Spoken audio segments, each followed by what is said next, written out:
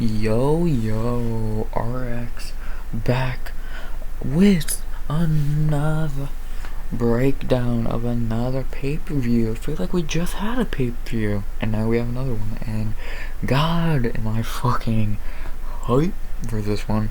And I know, obviously, if you know what I'm talking about, you know what I'm talking about. If you don't know what I'm talking about, where the fuck have you been? And I'm talking about UFC 271, Adesanya versus Whitaker.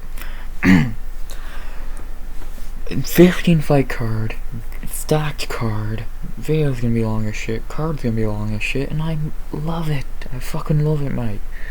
But, yeah, why talk about it anymore?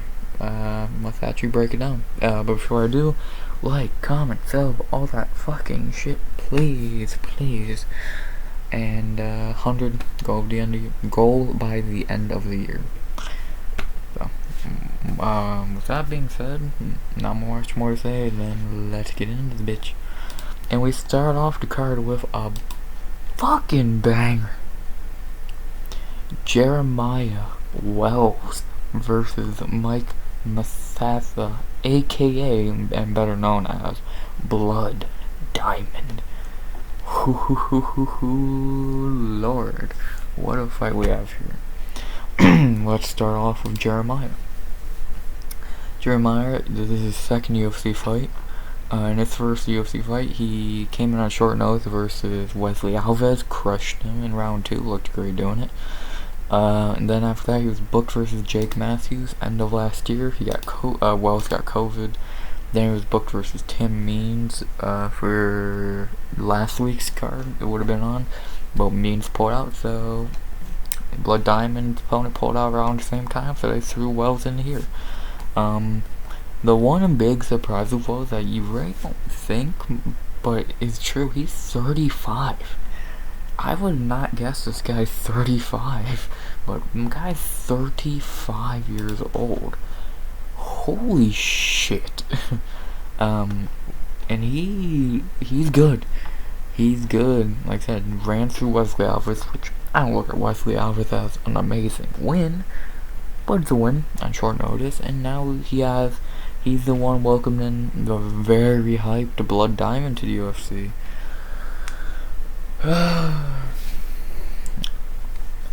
Wells' game plan is wrestling, I think, because Blood Diamond's obviously more of a kickboxer, not much a wrestler.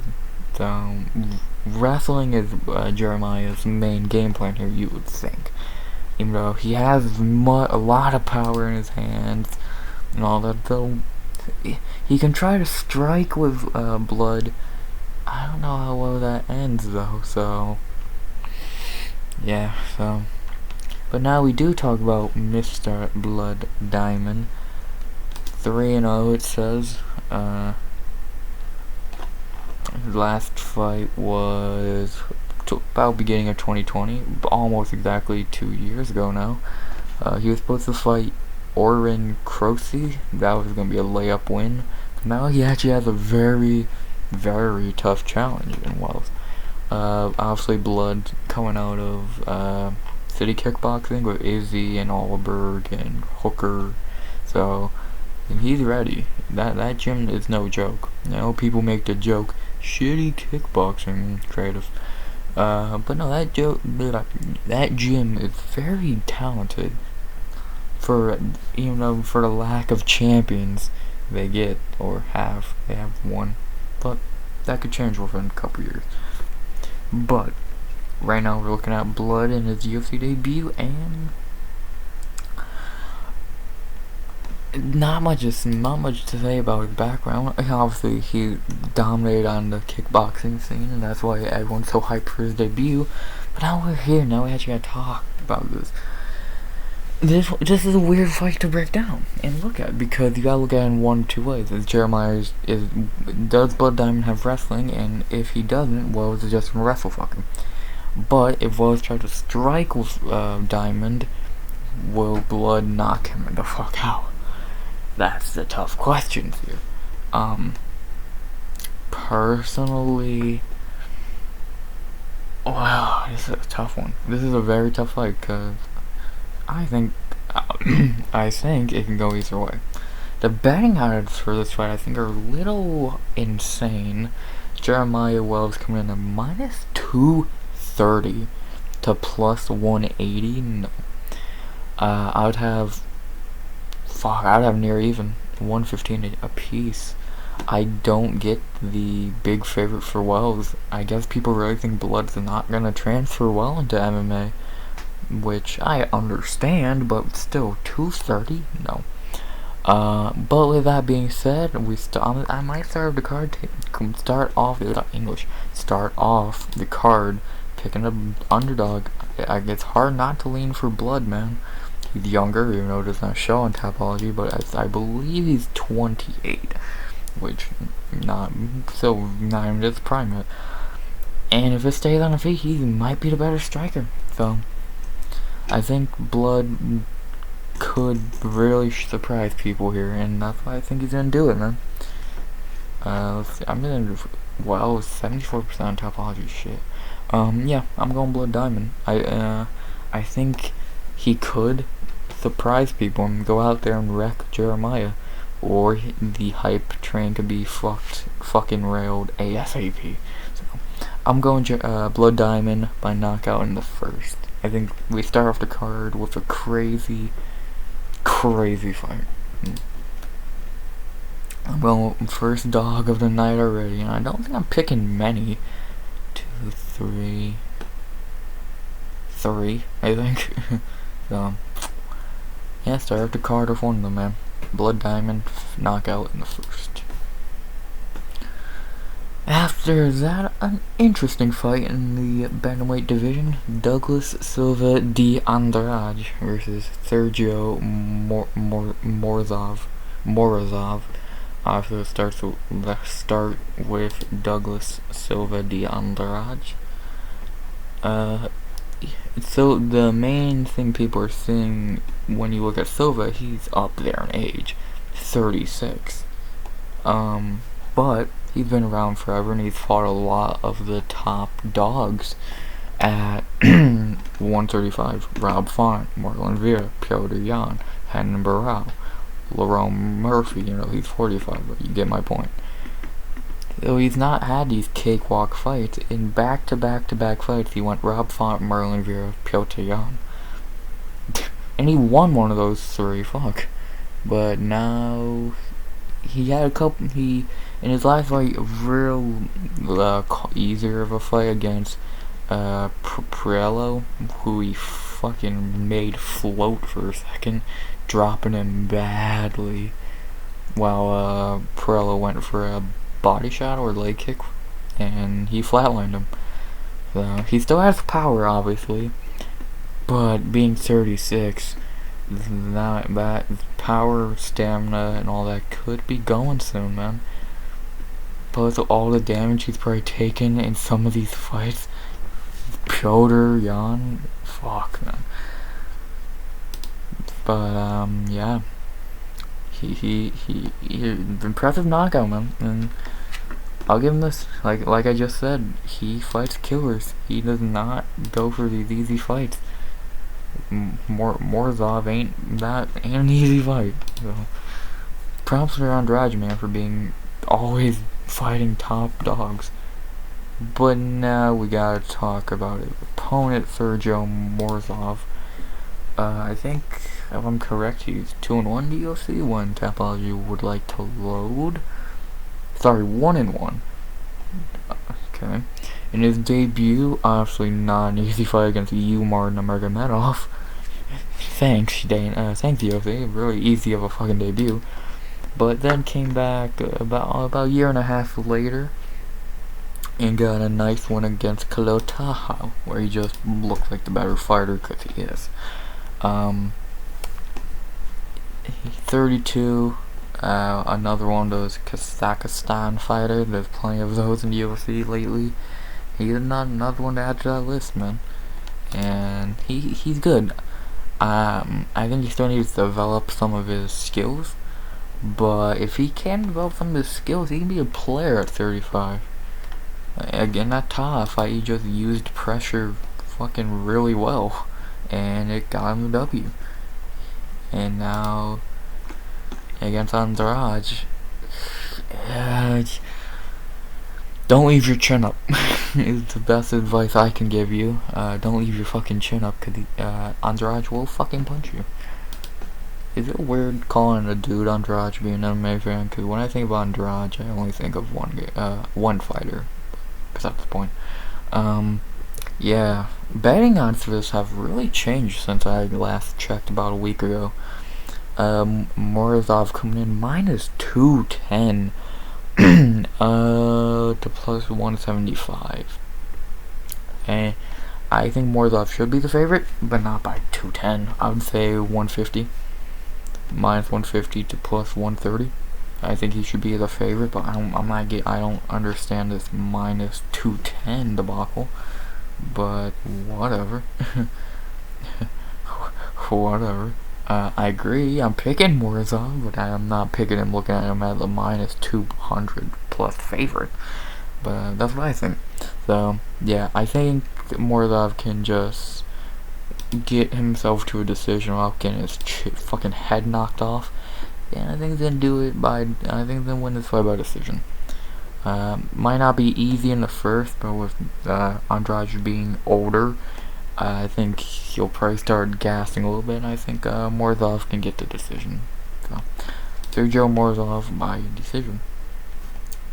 After that, an interesting fight, I would say the least.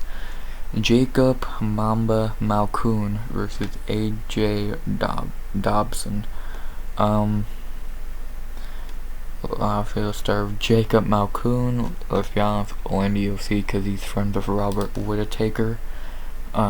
He's not that good. Malkoun is not that good.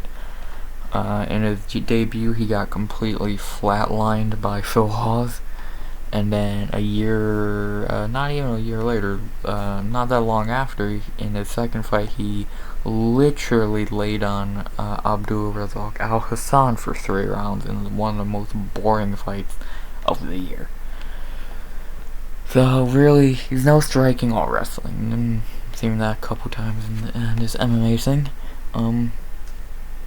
Yeah, I don't think Malkoun's that good. I don't think he should be in the UFC, and he's only in the UFC because he's best friends with Robert Whittaker, which I respect. If you can be cool with Whittaker, but you should not have a job because of Whittaker. But now we talk about his opponent, because who wants to talk about Jacob Malkoun? We talk about AJ Dobson.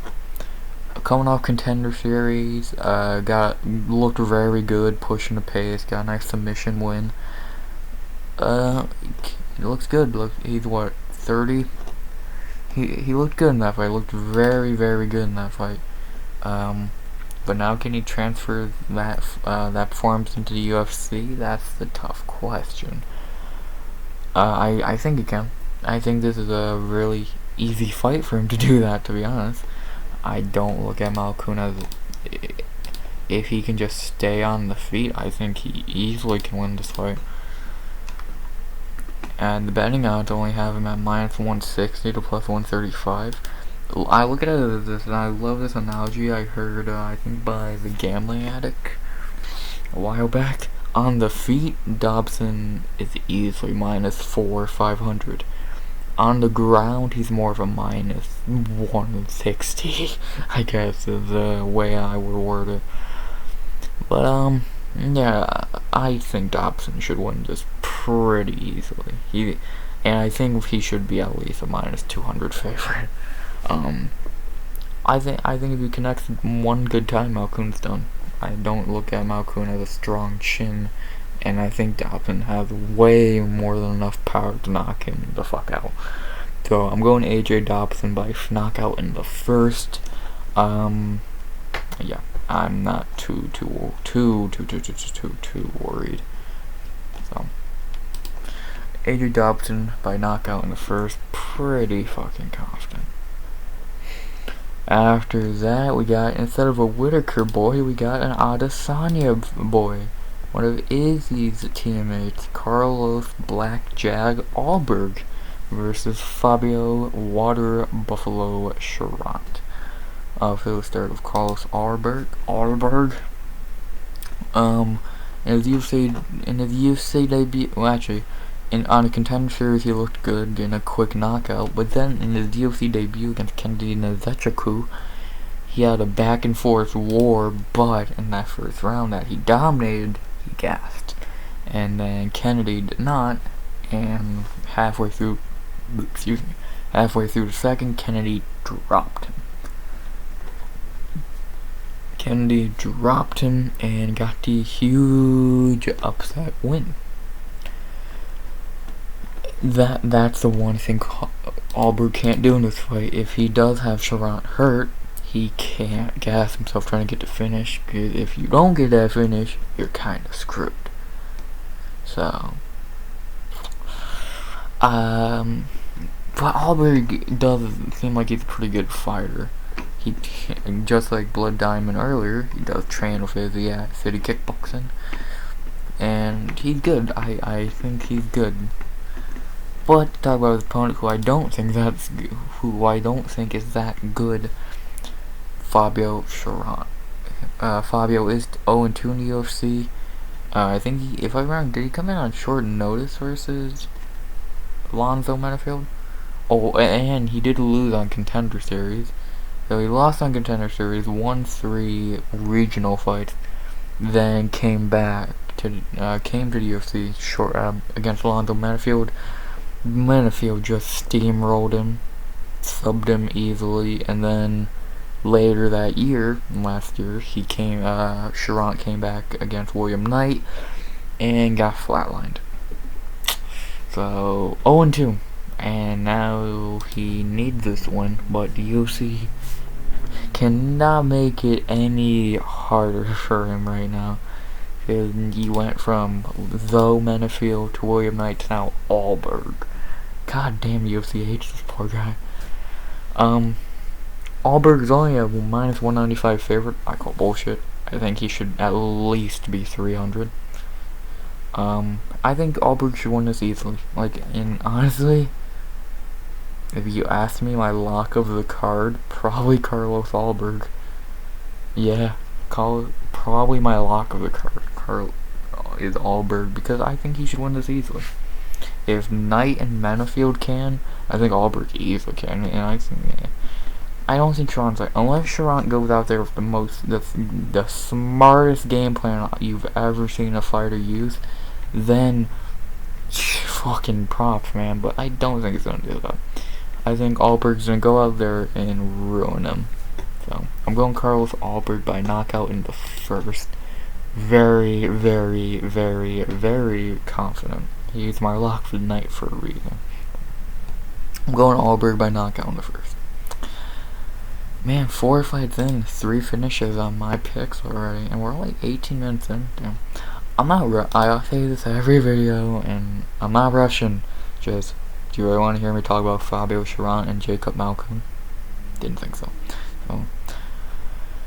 Next fight on the card, people who we actually know and care. Well, no, I won't say care about. Alexander the Great, very hard on the quotes. Hernandez versus Hanaito Moicano. Let's start with the crybaby, Alexander Hernandez. I call him the crybaby because earlier this week at Meteor Day, he cried about being on the early prelims. Motherfucker. People only know you for getting your ass handed to you by Donald Cerrone. So shut the fuck up. But enough about what he's done outside the cage. What has he done in the cage? Not much lately. Since his fucking lucky win against Benny Dariush, he beat Oliver Abin Mercier. Then Cowboy humbled the shit out of him. Oh, I wish. Then he came back, beat Francisco Trinaldo. Then got flatlined by Drew Dober. Flatlined Chris Gritzmacher. Lost to Thiago Moises, and then flatlined Mike Breeden. So his last 2 wins, fucking terrible wins, and his last 2 losses, and not the worst losses in the world. But now he actually has somewhat of a challenge in Hanaito Moicano. Hernandez is mainly striking, mainly, I mean, all striking. He has a little bit of power, not a lot, but he has good enough power. I think in this fight he definitely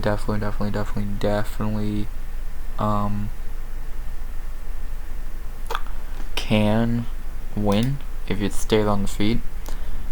On the ground, he might be a fish out of water. To be honest with you, he might be a fish out of water. But like that, striking wise. Plus, I'll talk about what I was about to say in a second. But I think Alex can win this. You know, I don't think he's that good at all. But now we gotta talk about who he is fighting, Moicano. We all know Moicano, been around for fucking ever. In his last couple fights, I won't go through his whole UFC career because he's been around for fucking ever, but we'll go from the Aldo fight. Against Aldo and Korean Zombie, he just got ran through in the first round. Then comes back against Damir Hazovic and wins. Then gets KO'd by Rafael Fiziev and then beats Jai Herbert. So the Herbert win is looking like it's aging pretty well. Did the Mir win? Whatever. But one problem, when he fights some people who actually can strike and are good at fighting, he's getting knocked out. And unless he can get, fucking Hernandez to the ground, he might be tasting some fucking mat. Moicano's never had a good chin. Never have. His chin's very garbage. Nicest way to put it. His chin's very weak, and I think one good shot from Alex can easily crack that weak chin. But what do I think's gonna happen? Moicano is coming in at a -170 favorite to +145, and I'm gonna be honest, I don't know why. I remember last week when I looked at this, I was like, Moicano's the favorite? Wow, why? And I don't even like Alex Hernandez. I think he's a crybaby little bitch, and I don't think he's that good at fighting. But if you honestly ask me who I think's gonna win this fight, Alex Hernandez, I think, if he can stop a fucking takedown. And I think Hernandez should be a small favorite. I would say -130 to +110. Yeah, I think Hernandez could. It depends on what Hernandez we get out there. If he stops takedowns and lands one good shot, obviously he's gonna win. But if he goes out there ego filled and gets taken down, he's gonna lose. But I'm gonna go with the dog here. Don't like Hernandez, but Moicano, I just don't trust. I cannot put trust into Moicano's weak little chin against someone who actually can punch. So I'm going Alexander Hernandez by knockout in the first.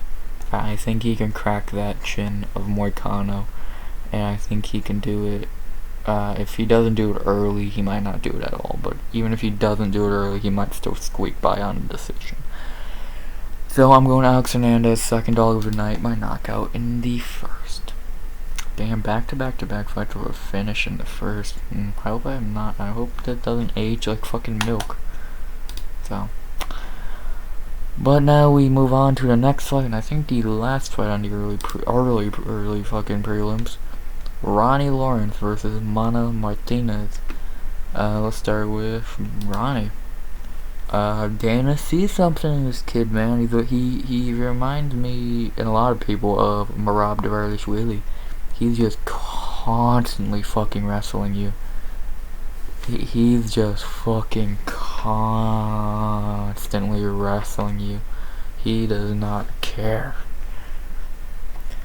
Because in his first fight against Jose Johnson on a Contender Series, he just wrestled. And then against Vince in his first UFC fight, he just wrestled until he got a submission after he tired out Vince.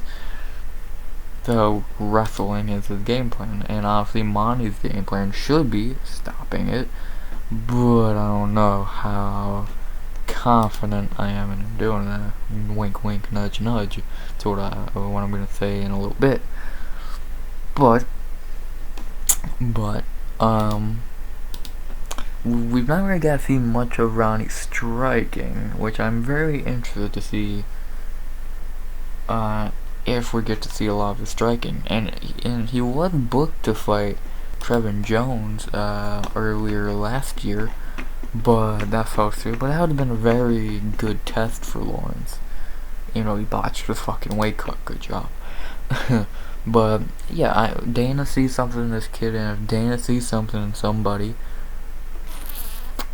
yeah, I mean something, man. Well, see if Dana sees right. But obviously, his opponent is the biggest problem, and that's Martinez. In his first fight, he did beat Guido Canetti barely. He didn't look great. He didn't look great. Obviously his coach just died before then, so I'll give him benefit of the doubt. But still, he didn't look great. He looked a little not. Well, I don't. What's the right word I want to use? He didn't look fight ready, I guess is the best way to put it. He won, I think, definitely won, but he didn't look all there. And then, I didn't bring this up, but he did try on Contender Series and lost to Draco Rodriguez, but then he came back, won a couple regional fights, and now it's in the UFC, so good for you. But now he had the real challenge. He had the real hard challenge in Ronnie Lawrence.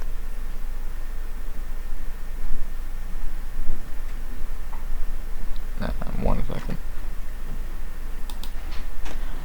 Yeah, I think Ronnie's definitely a challenge, a way higher step up compared to Guido Canetti. 1 second. Topology is not loading. Man, Ronnie is coming in -3. God damn. Don't mind background noise.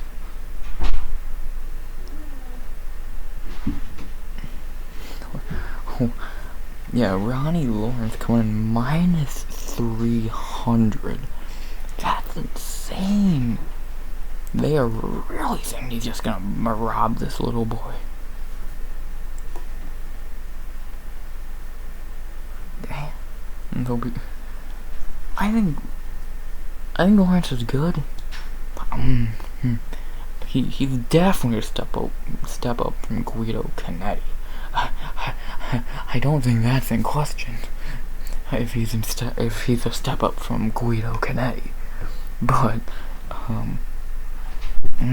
300, fuck.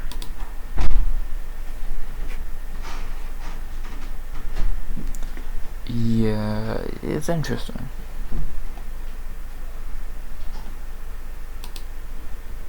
I think this fight's interesting. It's a good challenge for both guys. Monty gets a challenge and a step up from Guido Canetti, and Ronnie gets a challenge in general because a step up from Vince. So I think this fight's interesting. I think what I think's gonna happen. And by the way, Ronnie should not be -300. I would say -2, but whatever. What I think Ronnie's just gonna wrestle him to a decision, honestly. So I'm going Ronnie Lawrence by decision. Not much more to say. Damn, 6 fights in that, and we're only just getting to the prelims. Got a little 15 fight card.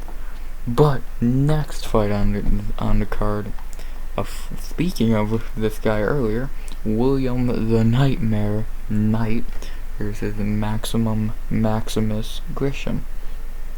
I'll have to start with the Nightmare.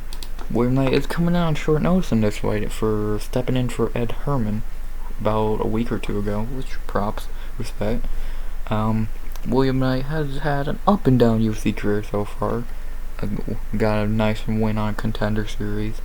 Looked okay against Alexa Kamer. Looked very bad against Da Ung Jung. Looked great against Fabio Charant. Looked fine against Alonzo Mennefield. A lot of people think he lost that fight. I think he squeaked by. And now he's here with Grisham, not about 2 months after the Benefield fight. I think Knight's good. I think but honestly, and I'm a William Knight fan. I like William Knight. Honestly, I think his ceiling might be like 15th ranked most. Cause you gotta look at it this way: he's light heavyweight. He has the body type. He just doesn't have the height for light heavyweight. If he was, let's see, he's 5'10". If he was 6 feet tall, 6'1", then we can be talking about a top 10 light heavyweight. But he just doesn't have the height on his side, man. If he had the height, and by the way, in this fight, the max is 6'3", so it's fun. But he just does not have the height to match other light heavyweights, which is not good. We've seen in the Dong Jung fight, Dong Jung looked like a fucking giant compared to him. So that's his one problem, and he can't cut to 185 and then kill himself doing that. So it's like, I think Knight's good on the feet, on the ground. He didn't have shit for ground game, but hopefully against a Russian, he better have some. But speaking of Russian, Max Grisham had 40 UFC fights, not UFC fights, but 40 fights. Not that many UFC fights. He's only had his fourth. He lost in its debut against Marcin Tybura. Easy debut, right? He lost. Didn't look great. Came back against, not gonna say that name, and won by knockout. Looked okay. And then his last fight against Dustin Jacoby did not look like he can get. He didn't look like he can get in the flow of the fight. And now he's here with William Knight. He was booked against OSP and Ed Herman. OSP fight would have been interesting. Grisham is 37. God, a lot of old motherfuckers on these prelims. But I don't know. This one's really hard to call, cause I could look at it on both sides of the fence. If you think Grisham's just gonna gonna out wrestle William Knight, I agree. I can see it. If you think William Knight's gonna just land out one clean shot in the first, I could see it. What do I think's gonna happen? Grisham is coming in as -170 favorite to +145. I think Grisham should be the favorite.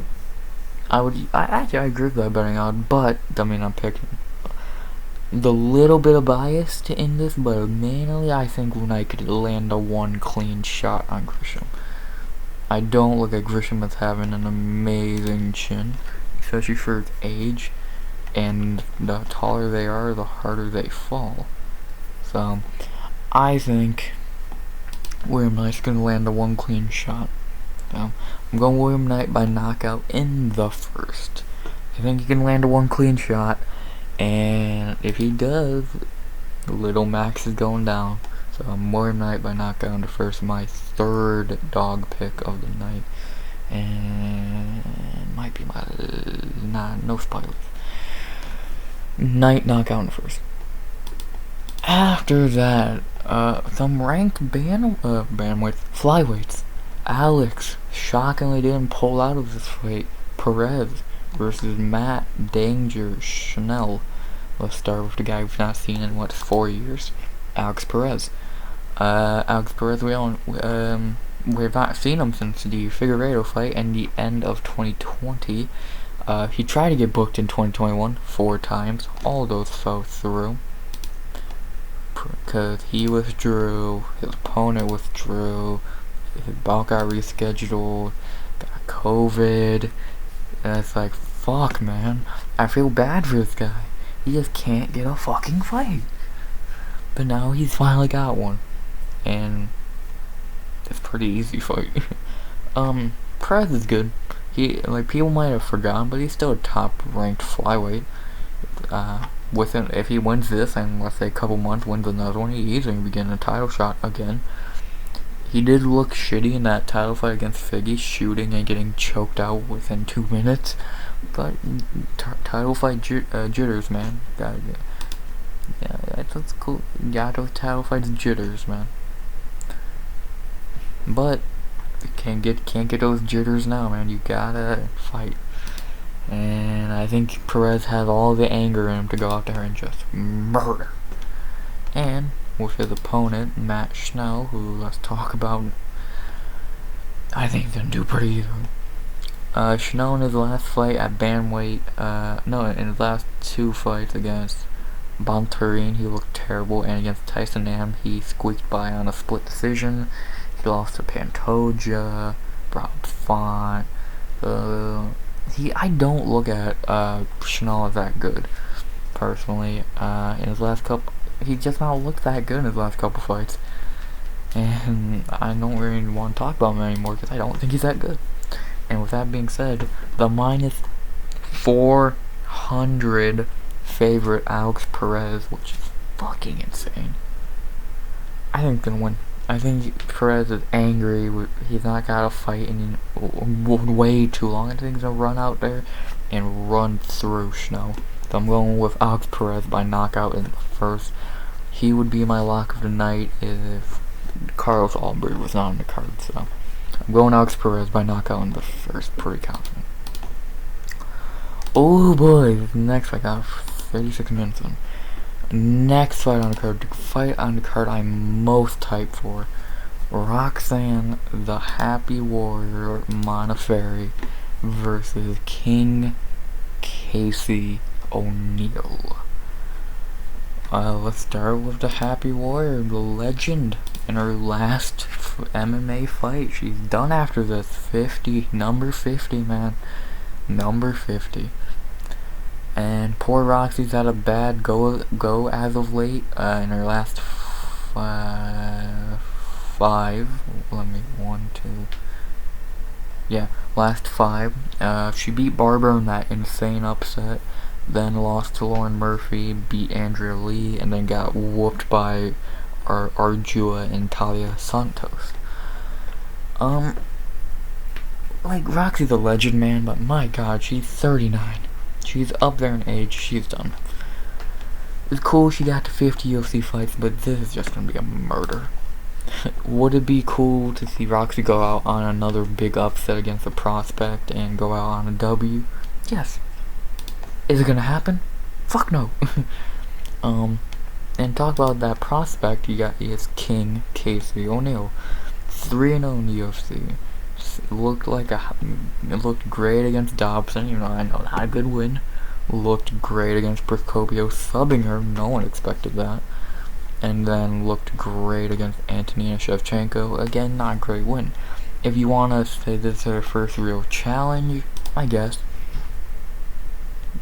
Because Shauna Dobson is not good. Fucking Laura Procopio is not good, and Antonina Shevchenko is all but last name. So, I think Casey ONeal is very good. I think within a year or so, her and Monaferry will be the top dogs in that division, not named Valentina Shevchenko. And I think she's very good. Her ground game's great. Her striking needs to improve, but I don't think it's that far off from being really good. And she's only she's one of the younger fighters on the roster, 24. Fuck. Obviously Roxy's key to victory here is wrestling, but even if she does wrestle, does she really win? Casey can wrestle, man. So it's like, Roxy has no winning with I don't know how Roxy wins this fight unless Casey tears her fucking ACL Macy Barber style, and even then she might fucking out wrestle Roxy. I don't know how Roxy wins this fight. On the feet, my god, Casey's gonna destroy her. On the ground, my god, Casey's gonna fucking destroy her. So, and this not me being biased. Casey ONeal is, I really like Casey ONeal. He likes some of my tweets and ideas, but I think Casey's gonna win this shit easily. She is minus 365 to plus 280. Hell, you might have to throw her up there with the Alex Perez line for 450. Cause honestly, if you honestly look at this fight, you gotta tell me, if you're picking Roxanne Monaferry, you gotta tell me how. How does she win this fight? where's she better at? So I'm going Casey ONeal by TKO really in the second. I think the first will be interesting, but I think in the second she'll get on Roxy's back and rain down the fists and get the finish. So I'm going Casey ONeal by TKO / knockout in the second. King shit, baby. No. And now the featured prelim. Speaking of old motherfuckers, Andr the Pitbull Lasky versus Jared the Mountain Vanderis. Let's start with the legend, Andr Lasky, man. This motherfucker is 43 and still kicking ass. Oh my fucking god, what a legend, bro. And he's on a winning streak. He's 4-1 in his last 5. Beat Felipe Lins, beat Tanner Boser, beat Sherman, beat Felipe, did lose Tom Small, which respectable loss. But he's on a fucking winning streak. At 43 at a heavyweight. What the fuck? What the fuck? How? Fucking how, man? Legend shit, my guy. Andr Lasky's a fucking legend. Like, how can anyone not love Andr Lasky, man? Just seems like a cool dude and still kicks ass at 42. 43 now, but they're 42 right, so fuck.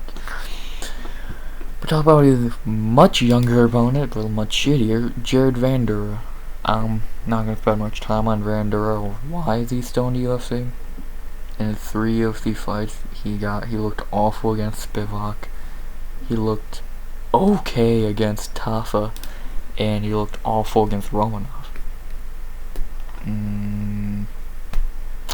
Yeah, I don't really get why he's still in the UFC, but whatever.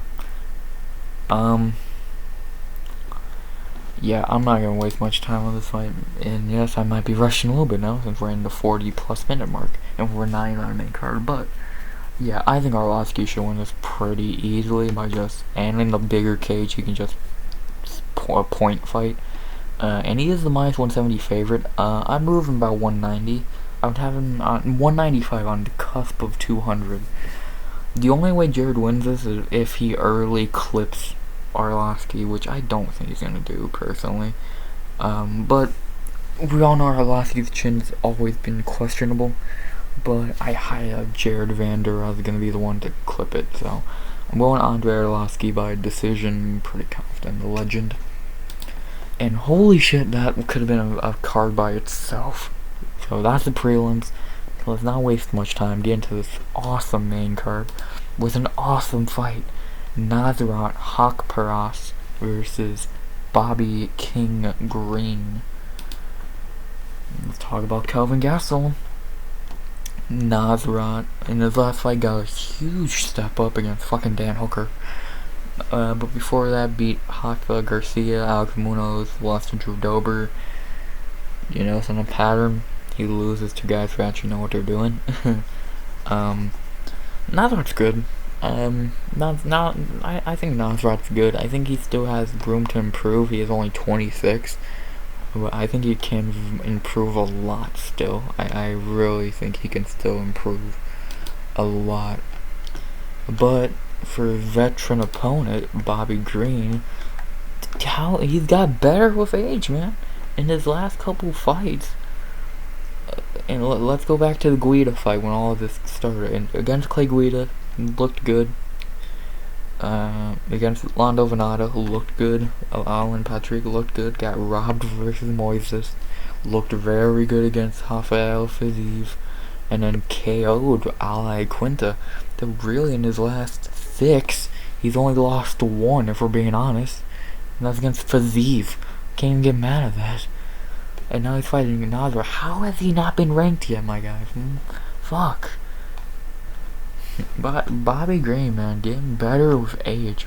How can you not love Bobby Green? He always goes out there just to fight, win, lose, draw. He wants to put on a show for the fans, and he always does. That's some respectable GOAT shit, my guy. Always respect fighters who say, fuck it, if I win, if I lose, I'm going out there and giving the fans a fucking show. And that's what makes people like Bobby Green and those fighters fucking amazing. But, now, we gotta talk about actually who's gonna win, let alone who's gonna put on a more entertaining fight. Betting, I'd say 165 Bobby Green plus 140 Nadra Hakparas. I agree. I think Green can take this one.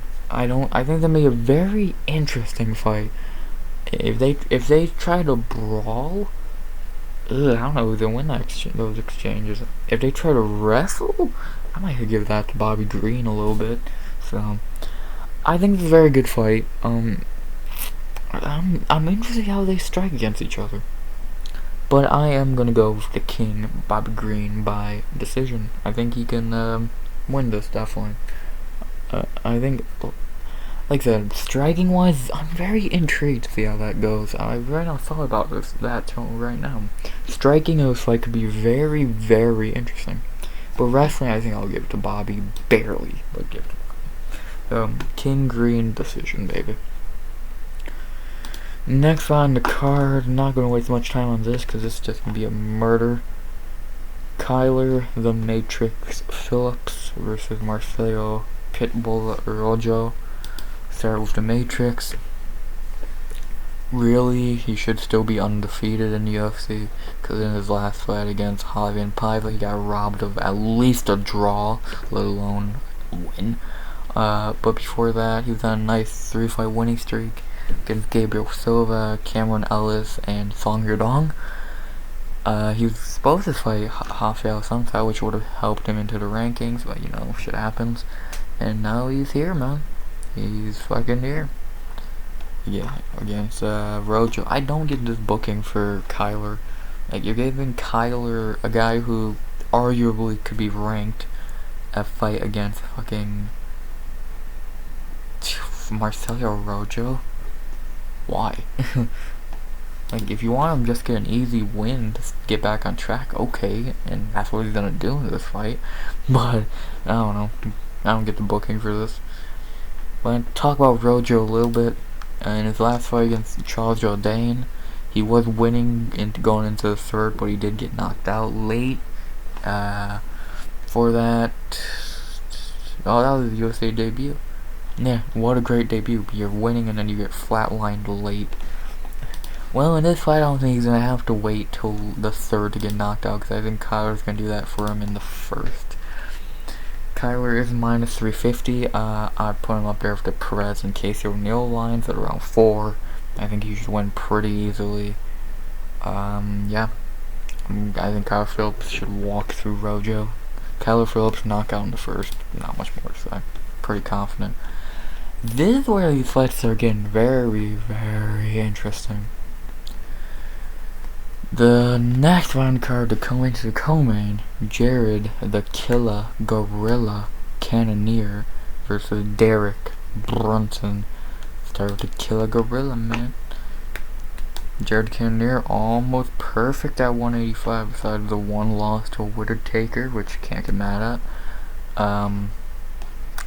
Since he's moved up, he beat David Branch, knocked him out in the second, leg kicked Anderson Silva, KO'd Hermanson, beat Gastelum, and now he's fighting for a #1 contender's shot. And this is an interesting one. I think it's obvious, Jared's game plan here, keep it on the feet. If he keeps it on the feet, he should easily win this fight. But if he goes to the ground, it could be a whole different story, and not a good one. This could very much end bad for Mr. Cannonier if it does hit the mats.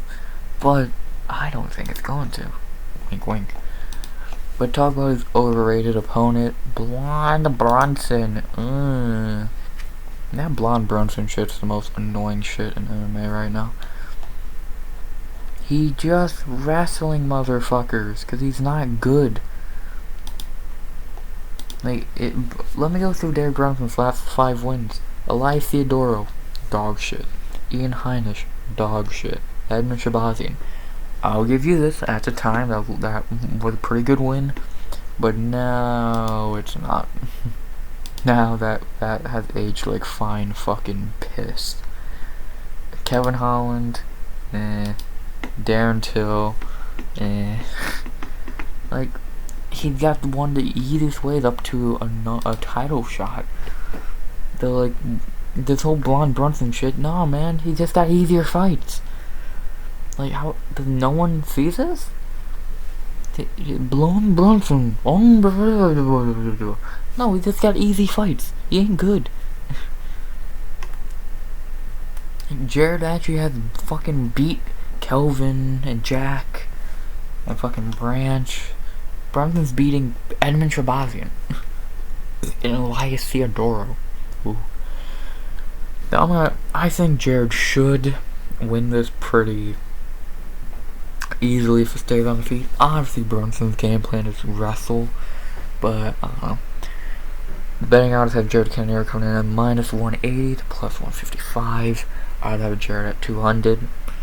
I think all Jared needs to do is one shot and Brunson's done. So I'm going to kill a gorilla by knockout in the first. He's gonna make a statement and get that title shot.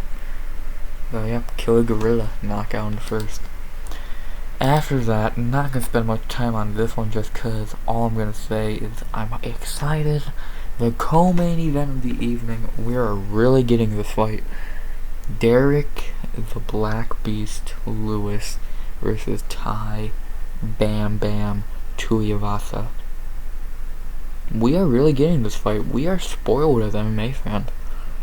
We are really fucking getting this fight. The two most loved guys in the division gonna go out there, swing till one drops, and I fucking love it. UFC, thank you, man. How the fuck can people ever talk shit about UFC? This is them. They are like, oh yeah, we are really getting this fight. I'm so fucking excited. I'm not gonna go through their backgrounds and all that. I don't want to talk about this fight. I just want to get to this fight. I'm so hyped. You know Derek Lewis, he knocks motherfuckers out. You know Tai Tuivasa, he knocks motherfuckers out and then does shoeies. Someone's going out in this fight in the first round. All I'm gonna say, who do I think is gonna be? I think the Black Beast, the KO King's gonna continue KOing. I'm sorry, Ty. I love you, brother. But I think you're going out cold by the Black Beast. Oh yeah, I'm going Derek Lewis by knockout in the first. I just want to get to this fight. Now when we talk about betting odds, I don't care. You don't care either. You just care about what motherfucker's going out. And I think it's going to be Tai Tuivasa. I'm sorry. But that's what I think. I'm excited. Black Beast, baby. And Bam Bam. Man, I don't want either to lose. I don't want either to lose. Fuck. Whatever. One has to, and I think it's going to be Tai second. Black Beast KO in the first. And now 53 minutes in the main event of the evening. Israel, the last style bender, Adesanya versus Robert the Reaper Whittaker. Here we go again. What's gonna happen in a rematch? I don't need to go through their backgrounds. We all know Israel Adesanya. We all know Robert Whittaker. We all know what happened in the first fight. Whittaker was not all mentally there and got whooped badly. KO'd twice. Since then, he's routed off 3 dominating wins against Darren Till. You know, that was kind of a weak win. Kind of a watery win. But then Jared, he dominated. Kelvin Gastelum, he dominated. And he's back, man. And then for a style bender, since then, he beat Yoel. He beat Costa. He beat Marvin again. Now we're here. Can Robert take the 0 from the style bender? Or can the style bender prove that he's still the king of the middleweights. Ooh, it's interesting. The one problem I have with this fight is the betting odds. Why is Israel minus 275 to plus 220? I would have Izzy minus 165, 170, plus 150. Robert can win this, man. Robert can fucking win this. I don't think he's going to, by the way, but I think Robert can win this. I look at this fight, and I'm an Israel Adesanya fan. I think a lot of people should be. I feel like people are just looking at it. People who are looking at this fight in one of two ways: either dominates him again, or Robert wrestles him. Stupid people. I think this fight's gonna be the hardest fight Izzy has had at 185, and since the Gastelum fight, the Tory fight was less competitive and more just shit performance by Izzy. The Cost fight, he looked great. The Whitaker fight, the first fight looked great. The Yoel fight, Yoel kind of just stood there. Blame that one on Yoel more than anything. Though Robert needs to fight smart here if he wants one. He needs to fight smart, mix in wrestling, mix in striking, and I think he can win. I definitely think he can win. And Izzy just needs to stay calm, stop a couple takedowns, and do his thing, man. I'm excited. I think this fight can go either way. Usually I pick Izzy by a finish, but I'm saying Israel Adesanya by decision. I don't pick Izzy by decision ever. In his last couple fights, I picked knockout in the first or second.